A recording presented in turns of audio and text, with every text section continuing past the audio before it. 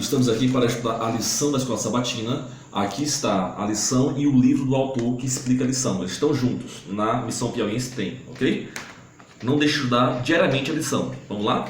As perguntas? Pastor, o que é imanência?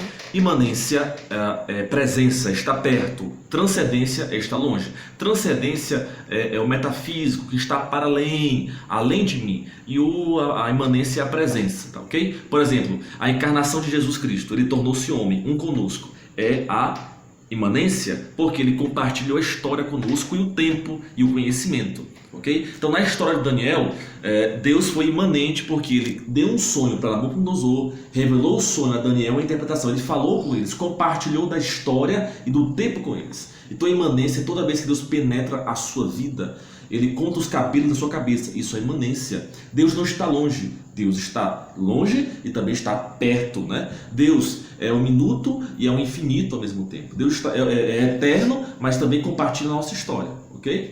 Como o dom profético foi provado? Então, nessa história, o dom profético de Daniel é provado, porque Daniel não poderia interpretar o sonho, os magos, ninguém poderia entrar na cabeça do rei. Então Deus, para mostrar que Daniel era respaldado pelo céu, Deus revela a Daniel o que Nabucodonosor pensou.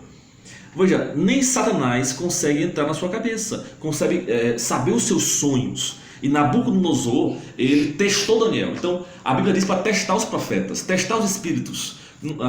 Às vezes a pessoa tem um bocado de visões, revelações, ninguém prova nada, ninguém testa nada, né? E as pessoas mantêm a fé em várias revelações que nunca foram provadas, revelações gerais, ok? Então o dom profético foi testado e foi aprovado, chama cabal, por Nabucodonosor.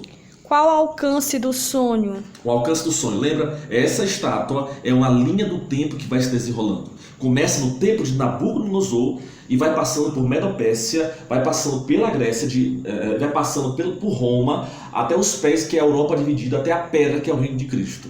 Então o alcance do sonho é do tempo de Daniel e Nabucodonosor até a volta de Jesus, ok?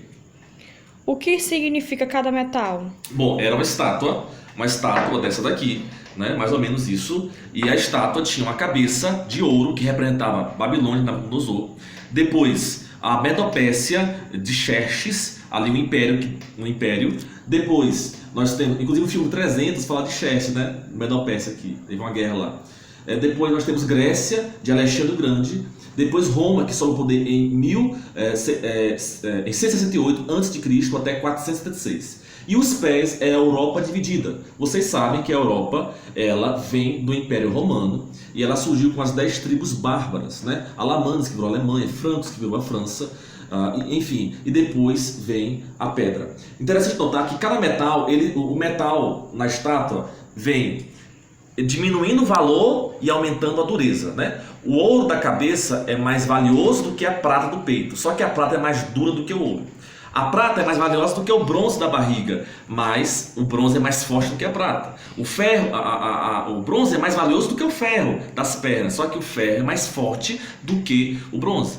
Então a estátua, ela ali representa, cada metal representa um reino. Então Babilônia foi dominada por Medopécia, Medopécia dominada pela Grécia e a Grécia dominada por Roma. E Roma se dividiu, ela não foi substituída. Quem vai substituir o último império é a pedra que vai se encher, ok? Então ali é uma profecia onde Deus faz um alcance mundial, né? Ele determina a história pela sua soberania. Ele é presciente, Deus. Ele conhece o fim desde o princípio. Então aqui outro atributo de Deus, a sua presciência. Ok? Próximo. Por que o ferro significa Roma? Por que o ferro significa Roma? Por quê? Porque foi Roma que destruiu a Grécia, né? Veja, se Babilônia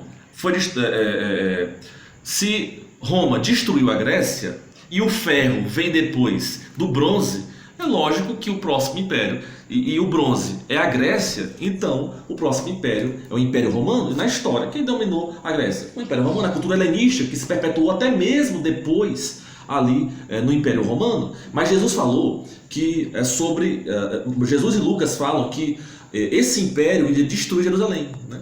Então no Novo Testamento fica claro que Roma é o ferro, pois ela destrói Jerusalém e mata o Messias, ok? O que significa pedra? Então, o que significa a pedra? Para nós adventistas, a pedra é o reino de Deus. Mas para Agostinho, ele interpretou a pedra alegoricamente como a Igreja Católica que enchia toda a terra. Então, Agostinho, no seu livro A Cidade de Deus, vai defender a ideia de que a pedra era a igreja, o evangelho, no tempo de Cristo, enchendo a terra, e a igreja tinha que ser um estado para dominar a terra. Só que a pedra ali não tem nada a ver com igreja, etc. É o reino de Deus mesmo. Quando você vai no Apocalipse 21, no Antigo Testamento, nós temos o Monte Sião, Deus é a pedra que a igreja está sentada, né? E nós vemos aqui em Apocalipse 21, verso 10, que João diz assim, ó, e me transportou em espírito até uma grande e elevada montanha e me mostrou a cidade santa, Jerusalém, que desceu do céu. Daniel viu uma pedra caindo nos pés da estátua e João viu uma montanha, né? E no Antigo Testamento a pedra sempre se refere ao reino de Deus, ok? Então, se a Igreja Católica fosse a pedra, primeiro ela teria destruído todos os impérios. Mas pelo contrário, ela foi destruída pela Revolução Francesa, né? O Papa perdeu todo o seu poder. Então a pedra não pode ser uma igreja. A pedra, ela foi cortada sem auxílio de mãos. E João viu que a pedra, a montanha, vem do céu com a Nova Jerusalém, ok? Sobre onde nós estamos hoje, né? Nós estamos hoje em que lugar? Nós estamos entre os pés e entre a rocha, a pedra. Os pés representam a Europa dividida, porque depois o ferro das pernas de Roma, o pé é ferro com barro. Então o ferro de Roma continua nos pés e barro, que é frágil. E eles não vão se ligar por alianças políticas mais. Nunca mais, Jesus falou, Daniel fala, nunca mais esses impérios vão se unir sobre um líder só. Então nós estamos nesse momento em que a Europa se dividiu em vários países e o mundo inteiro se dividiu. Por exemplo, na Segunda Guerra Mundial, o eixo Roberto, né, Roma, Berlim, Tóquio, lutaram contra o Reino Unido e os Estados Unidos. A União Soviética tentou unificar, mas se quebrou. Então nunca mais esses reinos serão unidos por um só poder. Eles sempre serão quebrados e divididos. Então hoje nós podemos olhar para trás e ver que Roma caiu, Roma se dividiu, a Grécia caiu, Medopécia caiu, Babilônia caiu. Nós estamos bem pertinho da pedra. Estamos quase lá. E a promessa é de que aqueles que perseveram até o fim, eles serão salvos. Jesus está chegando para colocar fim ao caos, à morte, à dor. A história do passado nos revela isso. Ela vai dizer assim, ó, não precisamos temer o futuro se nos lembrarmos de como Deus o guiou no passado. E Deus já mostrou a história desde o começo para nós. Nós podemos olhar com segurança para a história de Babilônia, Medopécia, Grécia, Roma, a Europa dividida, e nós estamos esperando a pedra. Daniel sabia que viria outros reinos, que ele ia morrer antes desses reinos. Mas nós sabemos que nós estamos no limiar da história, no finalzinho.